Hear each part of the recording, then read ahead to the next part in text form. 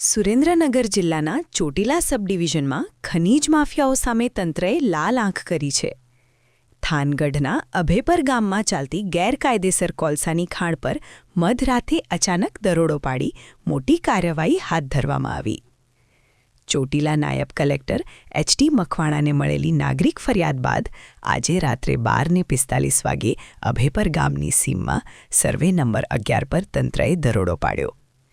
દરોડા દરમિયાન 2 tractor, 1 mini tractor, compressor machine, ચરખી અને 19 સુપર પાવર 90 વિસ્ફોટકો સહિત કુલ 17.30 લાખનો મુદ્દામાલ જપ્ત કરવામાં આવ્યો. ખનન દરમિયાન ઊંડા કૂવામાં ફસાયેલા 9 મજૂરોનું તંત્ર દ્વારા સુરક્ષિત રેસ્ક્યુ કરવામાં આવ્યું.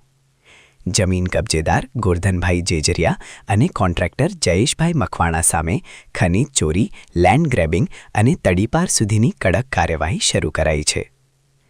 સાથે જ ફરજમાં બેદરકારી બદલ સરપંચ અને તલાટી સામે પણ તપાસના આદેશ અપાયા છે.